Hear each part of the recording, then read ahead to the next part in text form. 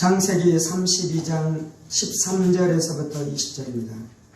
야곱이 거기서 밤을 지새고 그 소유 중에서 형 에서를 위하여 예물을 택하니 암년소가 200이요 수년소가 20이요 여명이 200이요 순장이 20이요 전나는 낙타 30과 그 새끼요 암소가 40이요 황소가 10이요 암나귀가 20이요 그 새끼 나귀가 10이라.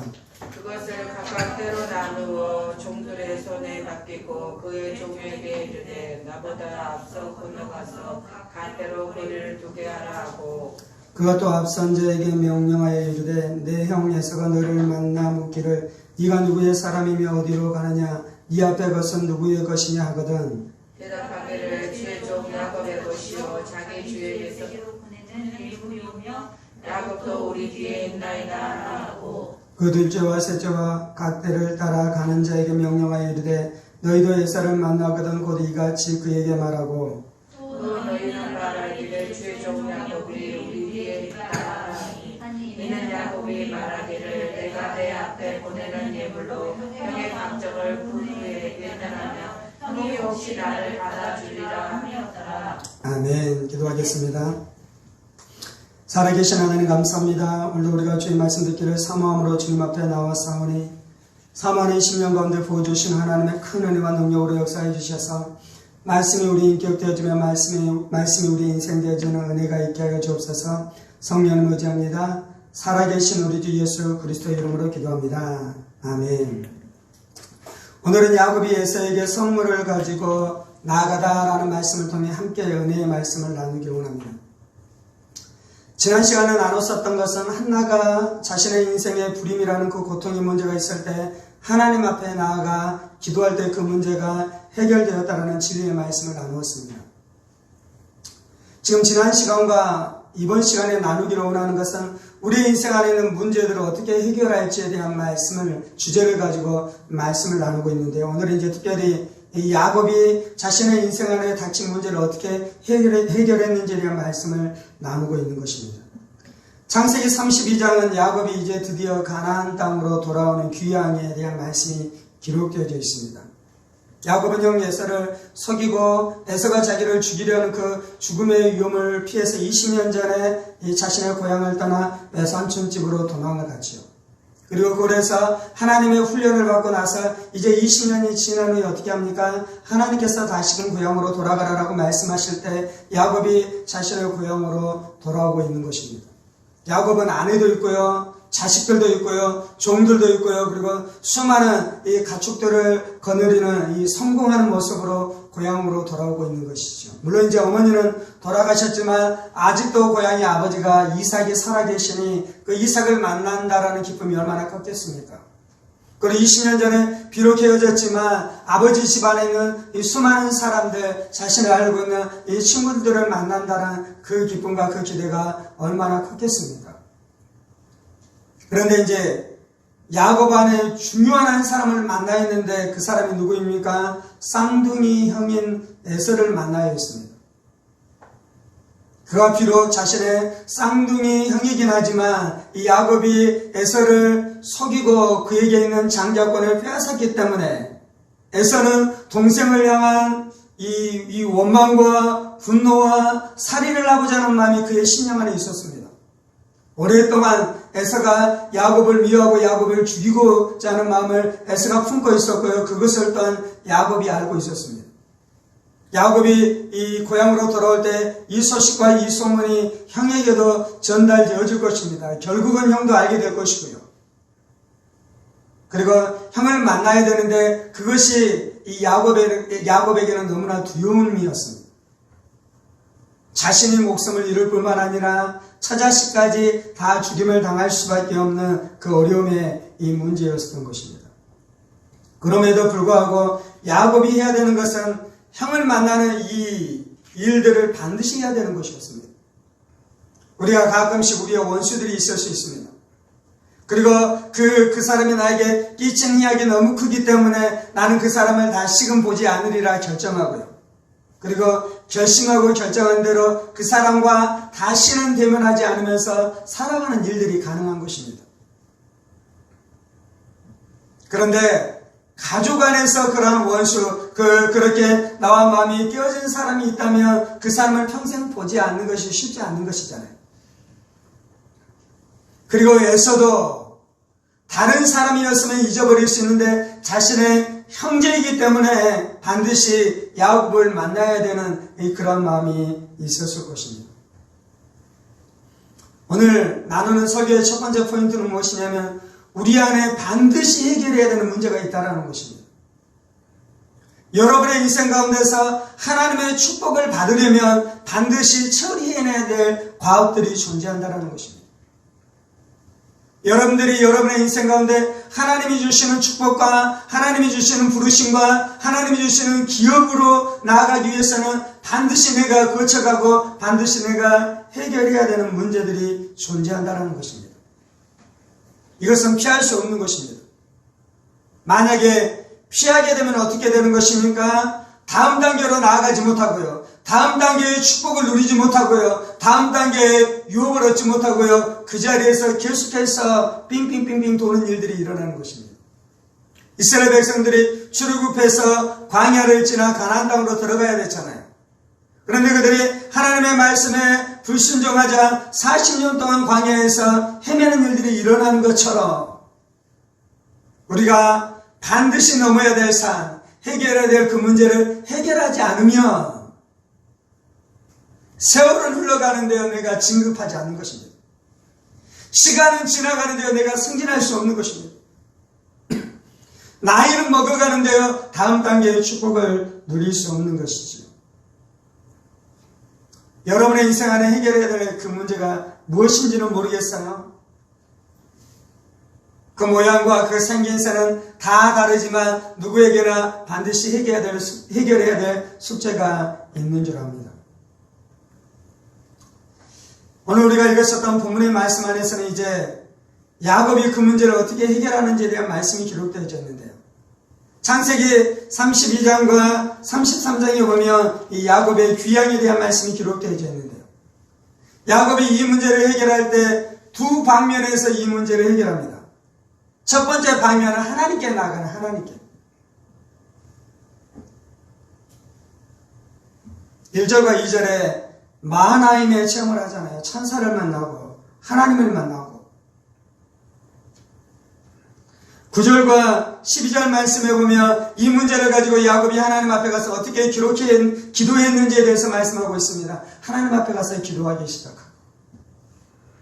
그리고 24절에서 32절까지는요, 우리가 잘 아는 것처럼 야복강 나루터에서 야곱이 천사와 씨름하면서 그의 환도뼈가 깨어지고 그것을 통해 하나님께서 이제 야곱에게 역사하시는 장면들이 기록되어 있습니다. 우리가 첫 번째 해야 되는 것, 우선적으로 해야 되는 것, 중요하게 해야 되는 것은 문제를 해결하려면 하나님께 나아가야 됩니다.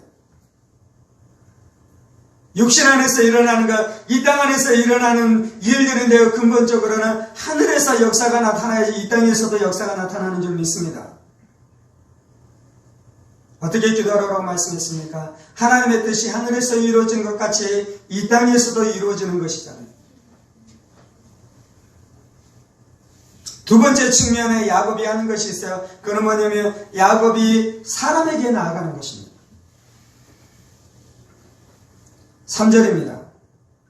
야곱이 세일 땅 에돔 들에 있는 형 에사에게로 자기보다 앞서 사자들을 보내며 그들에게 명령하여 이르되 너희는 내 주 에사에게 이같이 말하라. 주의 종 야곱이 이같이 말하기를 내가 라반과 함께 고려하며 지금까지 머물러 있었사오며 내게 소와 나귀와 양떼와 노비가 있으므로 사람을 보내어 내 주께 알리고 내 주께 은혜 받기를 원하나이다 하라 하였다니.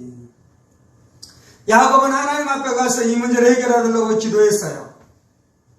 오늘은 이제 이 측면을 다루지 않을 것입니다. 두 번째, 야곱이 기도가 끝나고 나서 무엇을 하는 것입니까? 하나님을 만나고 나서 무엇을 하는 것입니까? 이제 에서에게 사자를 보내기 시작했어요. 종을 보내기 시작했어요. 메신저를 보내기 시작했어요. 그러면서 에서는, 이 야곱은 종들에게 어떤 메시지를 가지고 가라고 이야기합니까? 네가 가서 에서를 만나거든 야곱이 말하기를 나의 주에서요. 야곱은 지금 어떻게 고백하고 있냐면요. 형, 에서가 나의 주인입니다. 그리고 나는 당신의 종입니다. 야곱은 자신을 어떻게 부르라고 종들에게 말해줍니까? 너희는 가서 나를 칭할 때 주의 에서의 종 야곱이 오고 있습니다라고 칭하라고 이야기하잖아요. 20년 전에서는 야곱은 어떤 사람이었냐면 주인이 되기를 원했어요. 장자가 되기를 원했어요. 형이 되기를 원했어요. 그래서 그것을 얻기 위해서 속임수까지 썼습니다. 그것 때문에 형과의 관계가 완전히 틀어져 버렸어요. 그런데 20년 후에 돌아오면서 에서의 문제를 해결해야 되잖아요. 어떻게 해결하고 있습니까? 내가 당신의 종입니다 라고 고백하고 있는 것입니다. 그리고 당신은 나의 주인입니다 라고 고백하는 것입니다. 그리고 종들에게 뭐라고 말하라 그랬다고요? 내 주의 종 야곱이 수많은 재산을 이루었습니다. 수많은 가축대들을 이루었습니다. 그리고 그것을 가지고 갑니다. 이건 무엇을 이야기하냐면요. 이제 이삭은 지금 살아있는데요. 조금 더 살다가 이삭은 죽게 될 것입니다. 이삭이 죽게 되면 이삭의 재산을 어떻게 하는 것입니까? 에서가 생각하기에 야곱이 이제 그 유산을 물려받으려고 아버지가 돌아가실 때가 되니 이놈이 돌아가고 있구나 그렇게 생각할 수 있잖아요. 야곱의 고백은 내가 하나님이 복 주셔서 나는 이미 충분한 재산을 일구었습니다 형님. 그리고 아버지의 유산을 내가 욕심내지 않습니다. 그것은 형님의 것입니다.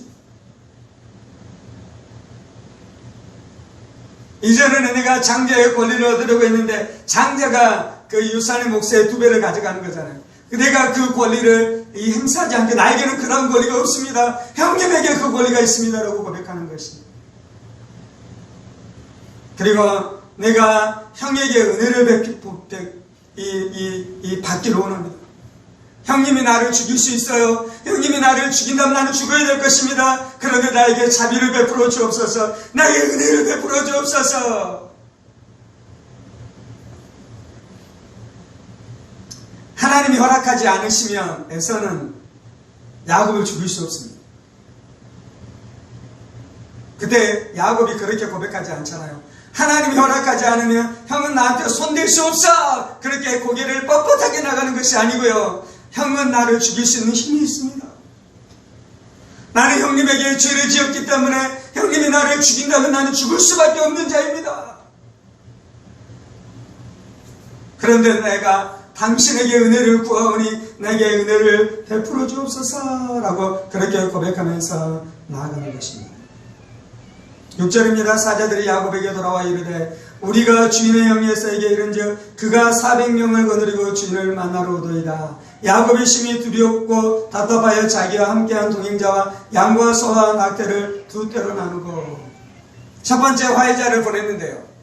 돌아오는 답은 무엇이었습니까? 에서가 자신에게 나오는데 400명의 종들 400명의 군대를 이끌고 자신에게 나온다는 그 소식을 들은 것이지요. 그때 야곱이 두려워 떨기 시작했습니다. 물론 야곱은 또 하나님 앞에 기도하죠. 그리고 하나님을 만나죠. 근데 오늘 좀 나누기를 원하는 것은 그 측면이 아니라 우리의 인생 안의 문제가 해결되기 위해서 필요한 것은 사람에게 나아가야 된다는 측면에 대한 진리의 말씀을 나누고 있는 것이에요. 여러분이 어떤 문제가 있을 때 하나님 앞에 가서 기도하십시오. 그리고 어떤 문제는 하나님 앞에 기도하면 문제가 해결되는 문제들도 있습니다.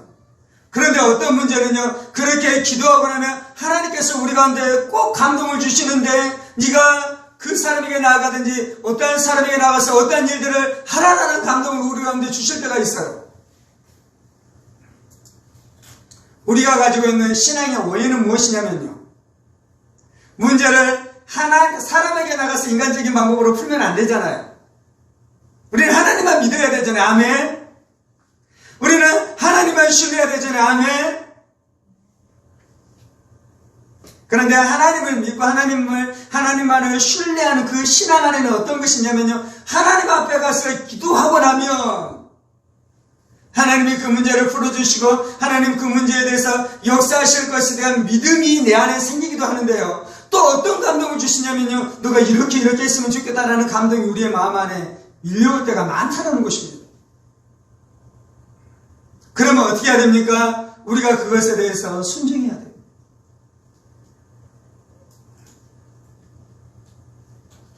엘리사가 가뭄이 들자 과부에게 찾아가잖아요. 그리고 과부에게 어떻게 합니까? 자, 아들이 하나밖에 없는 과부에게 누가 가지고 있는 양식을 내와라 그리고 그것을 먹잖아요.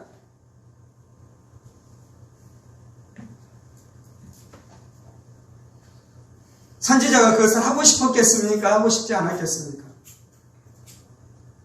부자에게 가서 부자에게 양식을 내놓으라고 하나님 그렇게 말씀하셨다고 말하는 건 쉬운데요.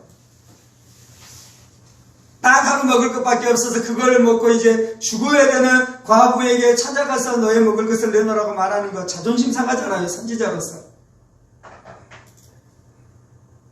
하나님 앞에 기도하면 하나님께서 만나를 주시기도 하고요. 까마귀를 통해 고기를 물어다가 주시기도 하시는데요. 하나님 그렇게 했으면 좋겠는데 하나님 앞에만 가서 승부를 걸고 하나님으로만 응답을 받았으면 좋겠는데 양식을 얻는데 누구에게 나아가라고요? 사람에게 나아가서 사람에게서 얻어먹으라고 이야기하잖아요. 하나님 내가 거지도 아니고 더군다나 내가 과부에게 나가서 그것을 뺏어 먹으라고요? 네, 하나님 그렇게 하라고 말씀하시는 거예요. 그것이 하나님의 방법이에요. 그것이 하나님의 길이에요. 14절입니다. 13절입니다. 야곱이 거기서 밤을 지내고 그 소유 중에서 형 에서를 위하여 예물을 택하니 암염소가 200이요. 야곱이 예물을 택했습니다. 그리고 가축을 택했습니다.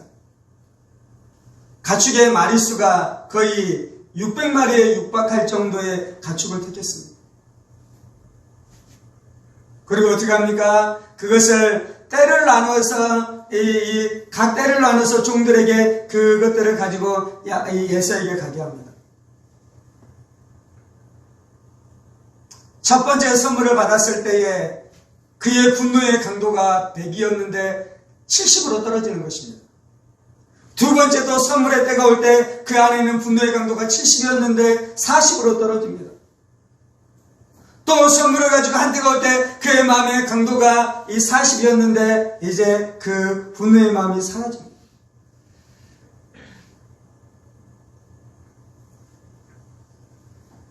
뇌물은 악한 것인데 선물은 좋은 것입니다. 물론 이제 요즘에는 우리가 공적인 시대를 살아가기 때문에 이 공직자들은 선물을 할 수 없죠. 어느 정도 이상. 왜냐하면 그건 이제 뇌물이 되기 때문에. 그래서 법에서 정하는 뇌물은 주지 않는데요. 합법적인 이 경우 안에서 선물을 주는 것은 좋은 것입니다. 이건 인간적인 것이 아닌 것입니다. 지금 이제 나누고 있는 건 어떤 것이냐면요. 물론 이기적이고 인간적인 방법으로 선물을 주고 사람들의 환심을 사고 사람들의 마음을 사며 그래서 내가 승진이나 어떤 것 안에서 그 사람을 통해 혜택을 받고 싶은 마음이 있어서 그렇게 하는 경우도 있어요. 인간적인 것이 이것은. 근데 지금 이제 그것을 다루고 있는 것이 아니고요. 하나님 앞에서 내가 어떤 문제를 가지고 하나님 앞에 가서 기도하는데 사람에게 나가서 어떻게 하나라는 마음들을 내 안에 부어주기 시작하는 거예요. 그때 어떻게 해야 된다고요? 그렇게 해야 된다는 거예요. 그렇게 해야 되는 거예요.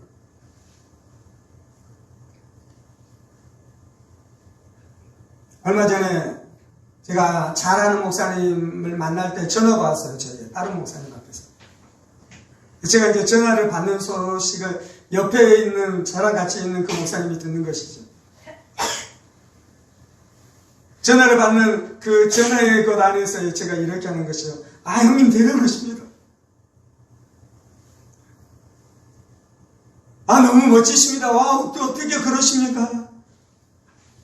하나님의 종이십니다.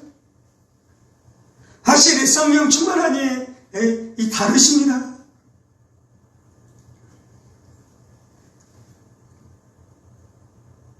옆에 있던 저를 잘 아는 분이 형님 왜 그러십니까? 형님 타락했습니까? 이 농담으로 이야기하는 건데 아무튼 좀 충격을 받은 것이죠.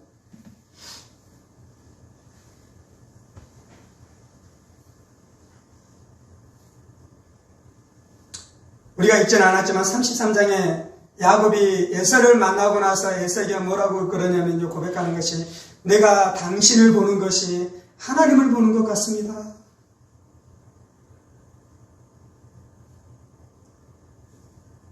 내가 당신을 만나는데 당신의 얼굴을 보니 마치 하나님을 보는 것 같습니다. 지금 야곱은요, 자신의 그 위기를 모면하기 위해서 자신의 마음에도 없는 말을 하는 것이 아니에요. 하나님이 야곱의 마음 안에 그 마음을 주셨어요.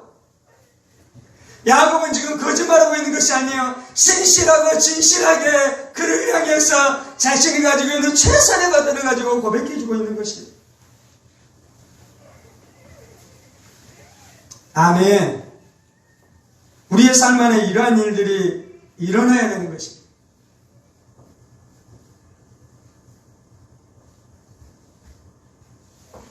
남편을 향해서 여러분들이 고백하기 시작하고, 아내를 향해서 고백하기 시작하고, 친구들을 향해서 고백하기 시작할 때 당신은 나의 주이십니다. 나는 당신의 종입니다. 나는 당신에게 은혜를 받기로 원합니다.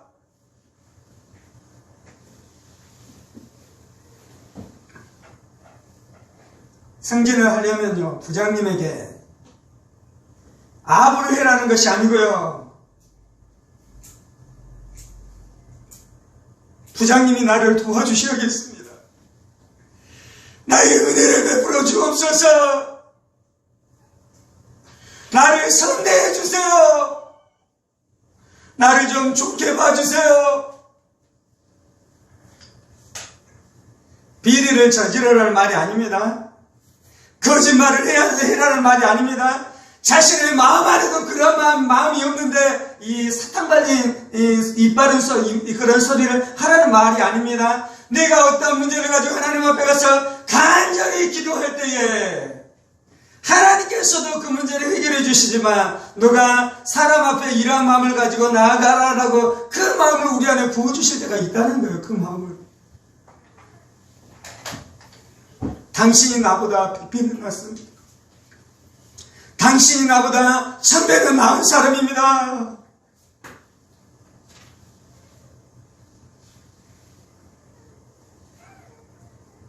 야곱이 원했었던 것은 무엇입니까? 그것을 통해 에서의 감정을 풀어주는 것이었어요. 20절 하반절에 이렇게 말씀하잖아요. 이는 야곱의 생각에 내가 내 앞에 보내는 예물을 형의 감정을 푼 후에 대면하면 형이 혹시 나를 받으리라 함이었더라. 야곱이 원하는 것은 형 안에 있는 그 맺혀진 마음을 풀어주기로 하는 맺혀진 마음.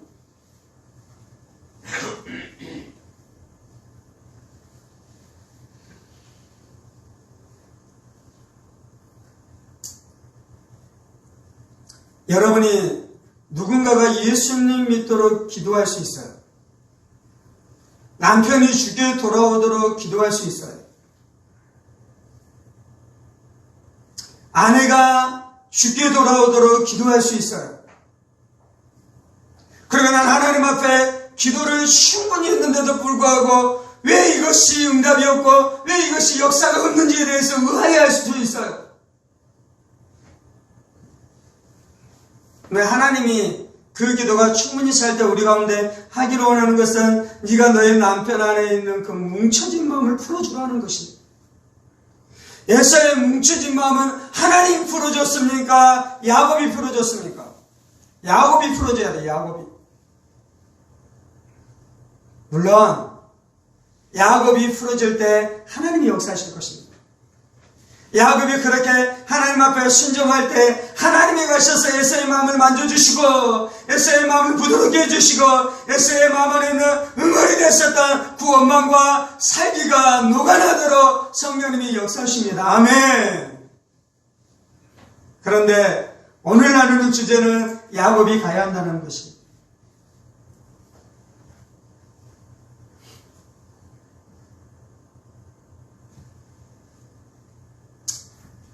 왜 하나님 앞에만 기도하면 하나님께서 다 이루어 주시면 좋은데 야곱이 또 에서에게도 가야 했습니까? 첫 번째는 하나님이 공의로우시기 때문에 그래요.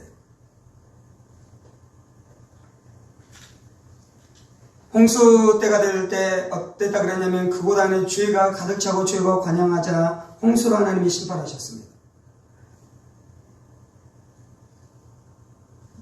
이스라엘 백성들이 애굽에 종살이하고 있는데요.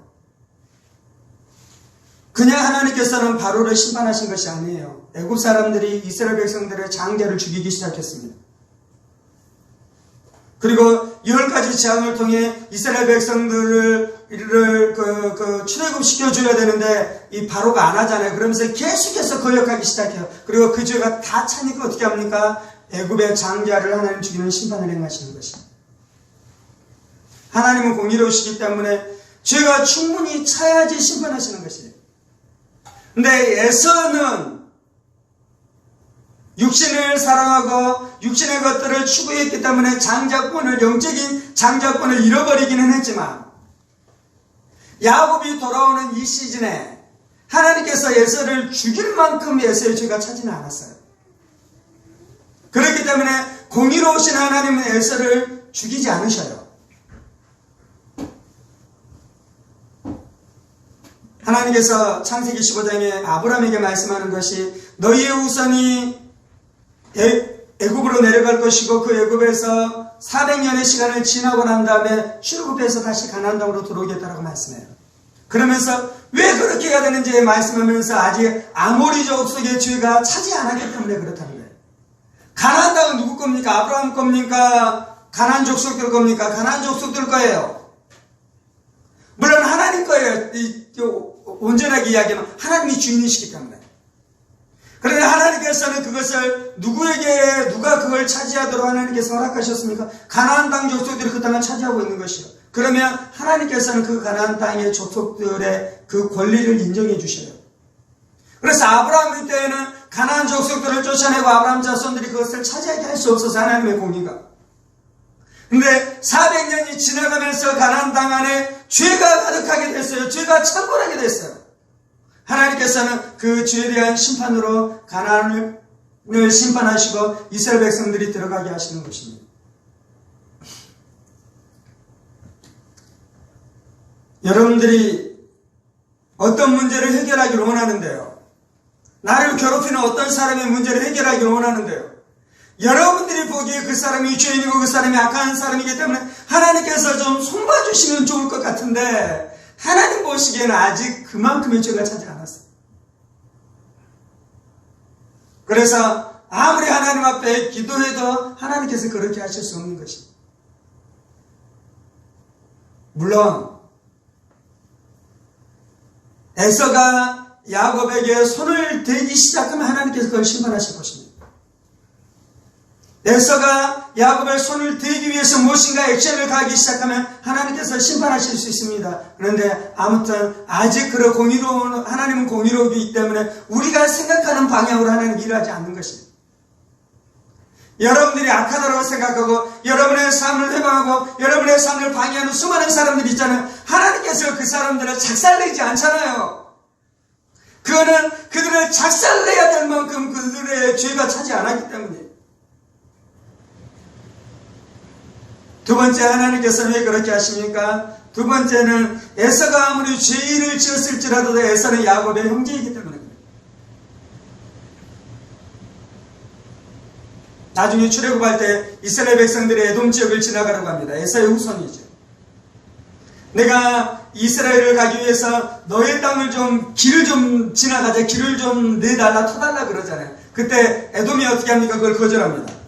이스라엘 백성들이 에돔과 전쟁을 합니까? 전쟁을 하지 않습니까? 하나님이 전쟁을 하지 못하게 해요. 전쟁을 하면은 이스라엘이 이기겠습니까? 지겠습니까? 하나님이 출애굽하게 했기 때문에 그건 하나님의 뜻으로 가는 거기 때문에 이겨요. 그런데 왜 전쟁을 못하게 하는 것입니까? 형제이기 때문에, 형제이기 때문에. 하나님께서 모압을 치지 못하게 합니다. 이유는 무엇입니까? 아브라함의 조카 룻의 후손들이잖아요. 롯의 후손들이잖아요. 그래서 그들을 치지 못하게 합니다. 여러분의 남편이 여러분들을 고통스럽게 하고, 여러분의 자녀가 여러분들을 고통스럽게 하고, 여러분의 아내가 여러분들을 고통스럽게 하되, 그 문제를 가지고 여러분들이 하나님 앞에서 기도하면 형제이기 때문에 하나님께서 치는 방향으로 역사하지 않는 것이에요. 아멘. 세 번째는 하나님께서 왜 그렇게 역사하지 않냐면요,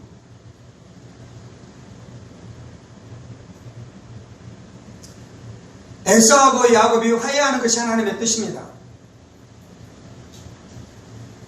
그런데 야곱이 하나님 앞에 가서 아무리 기도한다고 에서 안에 화해하고 싶은 마음이 들겠습니까? 안 들겠습니까? 안 들어요. 왜냐하면 죄인들은 하나님을 대적합니다. 하나님 앞에 불순종합니다. 그래서 화해하는 것이 하나님의 분명한 뜻일지라도 죄인들, 세상 사람들이 하나님의 뜻 앞에 굴복하지 않습니다. 그래서 불화하고 그래서 싸우는 것이에요.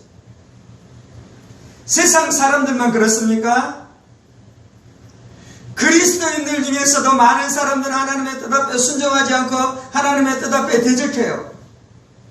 부부가 서로 싸웠습니다. 화해해야 되거잖아요. 하나님 뜻이잖아요. 그러면 수많은 그리스도인들이, 모든 그리스도인들이 다 먼저 가서 화해합니까? 안 하잖아요. 버티잖아요. 불순종하고 있다는, 불순종하고 있어요. 에서와 화해하는 것이 하나님의 뜻인데요, 에서는 순종하지 않을 것이에요. 그럼 누가 순종해야겠습니까? 기도하는 사람이 순종하는 거예요. 기도하는 사람이. 성령 충만한 사람이 순종하는 것이에요. 여호와의 신으로 충만한 사람들이 하나님의 마음을 알고, 그래서 그 사람의 마음을 만지기 시작하는 것입니다. 하나님께서는 나를 승진시켜주기를 원하셔요. 그런 때가 됐다고 하십시다. 그리고 내가 하나님 앞에 승진하기를 원하는 소원의 마음이 들었어요. 그래서 하나님 앞에 가서 그것에 대해서 기도하기 시작해요. 물론 때때로는 거기까지만 하고 나서 승진할 때도 있겠죠. 그런데 때때로는 이런 경우도 있는 것이요, 하나님께서 그렇게 역사하기를 원하는데 그 인사권을 담당하고 있는 부장이 그것을 가로막고 있는 것이에요. 날마다 예배 드린다고, 예배 시간이라고 이 어떤 행사에 못 오겠다는 거예요. 내가 술을 마시는 것을 좋아하는데 술판을 벌였는데 자기는 교회 다닌다라고 거기에서 술을 마시지 않으면서 그 술판 분위기를 망치는 것이에요. 그러셨을까? 이 부장 안에 그 크리스찬을 향한 이 싫어하는 마음이 있을 거잖아요. 그런데 내가 승진하는 것이 하나님의 뜻이니 이 크리스찬들이 그것을 그 부장님이 그것을 깨닫고 나를 승진시키는데 점수를 주겠습니까? 주지 않는 것이에요. 뇌물을 드리라는 것이 아닙니다. 그런데 이 문제를 가지고 기도하기 시작하니 그 부장님에 대한 불쌍한 마음이 내 안에 들기 시작하는 것이에요. 자비로운 마음이 들기 시작하는 것이에요.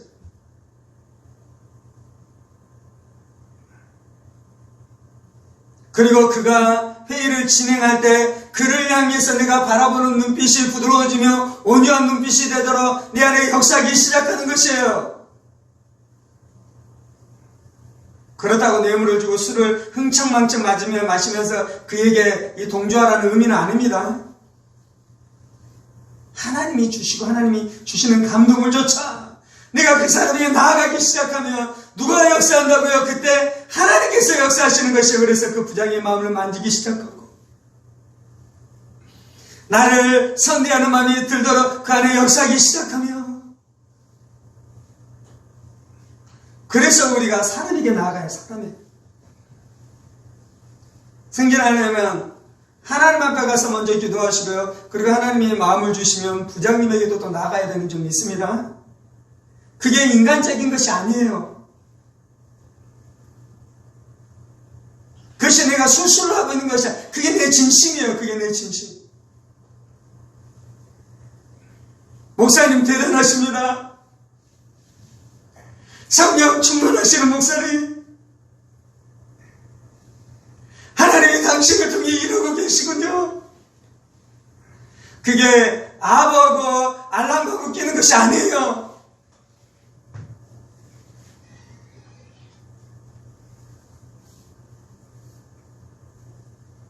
네 번째 원인은 무엇입니까? 하나님은 우리가 악한 방법으로 문제를 해결하기를 원하지 않는 것이에요. 악으로 우리가 선을 이기기를 원하는 것이에요.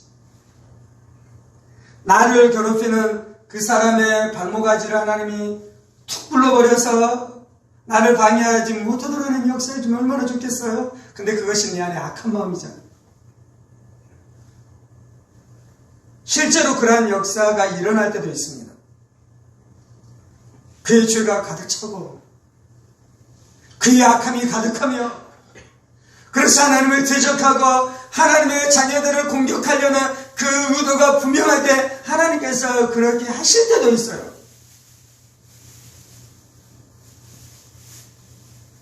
그런데 그것보다 더 좋은 것은 우리가 사랑을 가지고 그에게 나아가고 그래서 그의 마음이 바뀌고 그의 마음이 깨달아지고 그래서 그가 하나님 앞에 돌아오고 또 그가 나를 선대하는 사람으로 살아간다면 이게 훨씬 더 좋은 것이 아닙니까?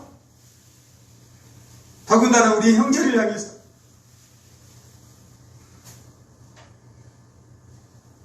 모세가 자신의 동족들을 심판하시려는 하나님의 심판 앞에 가로서서 하나님 내 이름이 죄질지라도 내 백성을 버리지 마십시오라고 기도했었던 것처럼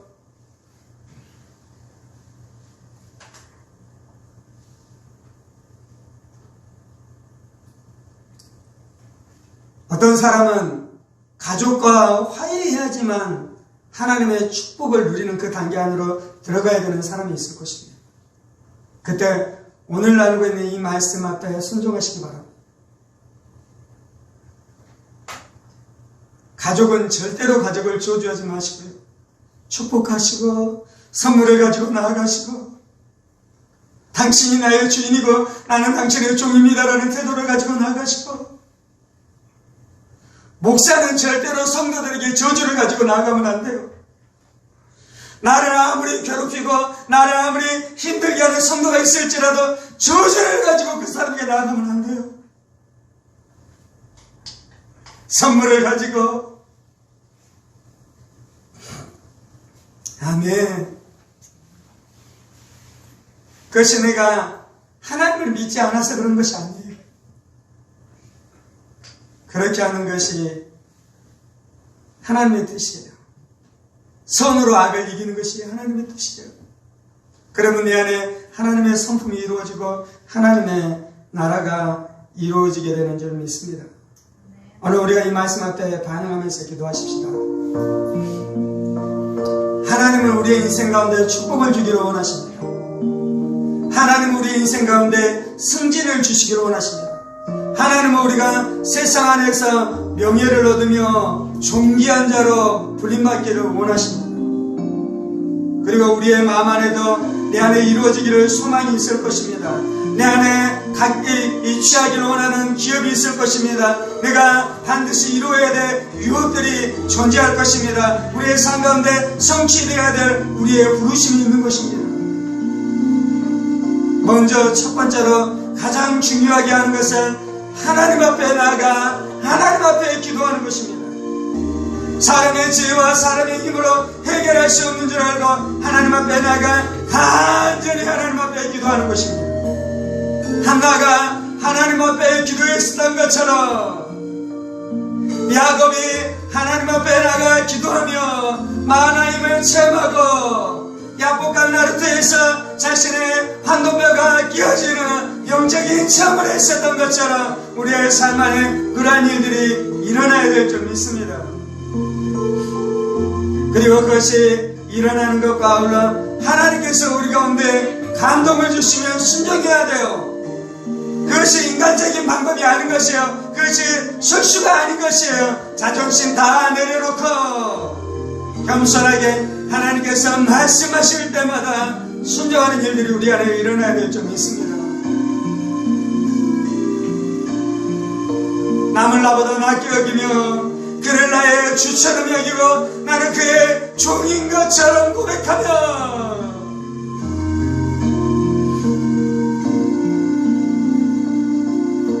그가 문을 열어줘야 돼요. 그가 나의 승진의 점수판에 나에게 100점, 98점 적어줘야 돼요. 나의 삶의 결정하는 세상의 권력자들과 세상의 권위자들이 자신이 가지고 있는 권력과 권위를 가지고 나의 삶의 문들을 열어줘야 돼요. 하나님, 세상 안에 있는 세속적인 권위자들이 나의 삶의 길을 막고 있다며, 문을 열어주고 있지 않다며,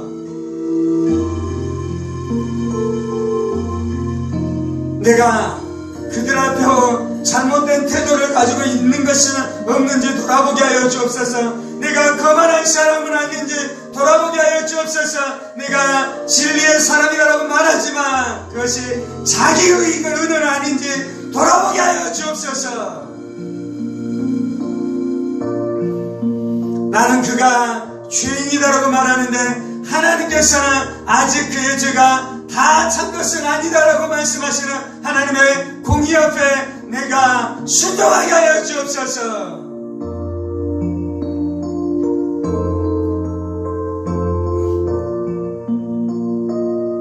그래서 나를 바꿔야 하는 것입니다.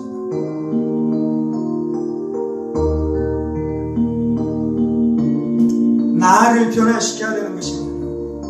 내가 순종해야 되는 것입니다. 하나님이 능력이 없어서 그런 것이 아니에요. 하나님이 살아계시지 않기 때문에 그런 것이 아니에요. 하나님이 나에게 관심이 없어서 그런 것이 아니에요. 하나님께서 그 기도는 듣지 않으려고 정하셨기 때문에 그런 것이 아니에요. 하나님이 살아계시고 하나님께서 그것을 이루기를 원하시며 그것에 대해서 작정하시고 그렇게 역사하실지라도 내가 아버지의 마음으로 하나님의 성품을 가지고 그에게 나아가야 되는 영역들이 존재하는 것입니다. 그래야지 나도 살고 저 사람도 사는 것입니다. 그래야지 나도 살고 저 사람도 사는 것이에요. 내가 가서 그 사람의 마음을 풀어주지 않으면 그 사람은 심판받는 것이에요. 야곱이 에사의 마음을 풀어주지 않았다면, 그 안에 있는 화를 녹여내지 않았다면 에사는 칼을 들고 야곱에게 왔을 것이며, 그런 에사를 하나님께서는 심판했을 것입니다. 그런 에사를 하나님께서는 죽였을 것입니다. 그것을 우리가 원해서는 안 돼요.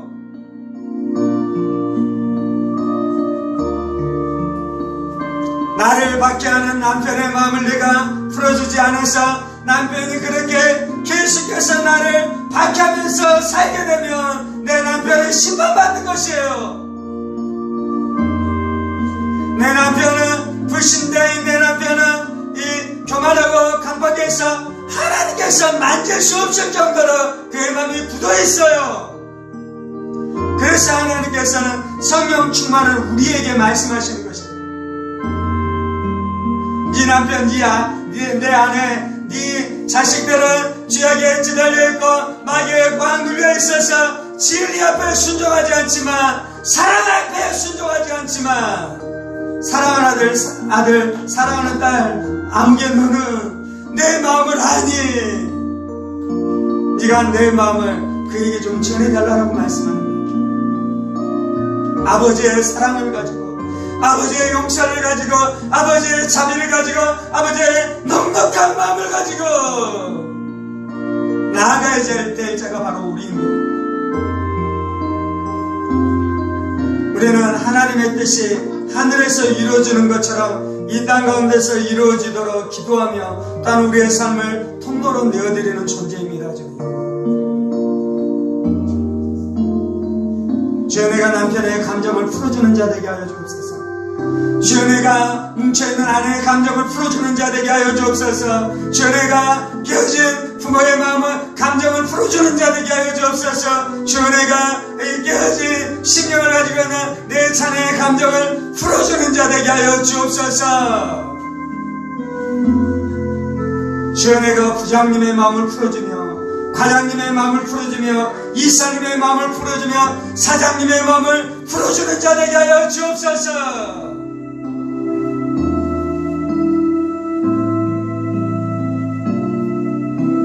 할렐루야, 할렐루야. 하나님께서는 우리 가운데 수도 없이 사람들에게 어떻게 나아가야 되는지에 대한 그 마음을 부어주십니다. 하나님의 성품, 하나님의 용서, 하나님의 자비, 하나님의 누구로 그 마음을 부어줄 때 그 마음을 가지고 나가 순종해야 돼요. 파토돼버리면 안 돼요. 깽판 쳐버리면 안 돼요. 저 사람이 악하다고 나도 악한 마음을 가지고 와서 깽판 내버리면 안 돼요. 내가 내 마음을 다독이고 먼저 깽판 내버리고 싶은 마음도 올라오지만 그 내 마음을 잘 다독이고 아버지의 마음이 부어지도록 하나님 앞에 나아갔다가 그 마음을 받으면 그것을 가지고 가서 그 관계를 회복시켜야 돼요.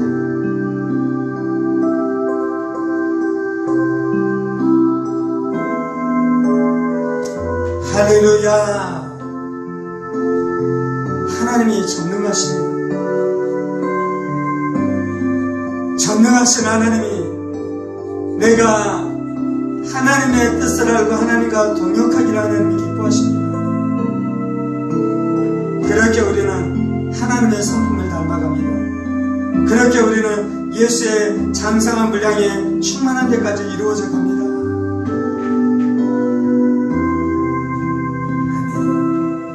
주여, 내가 하나님 앞에 나아갈 뿐만 아니라 하나님이 감동하실 때마다 순종하여 사람에게 나아가겠습니다.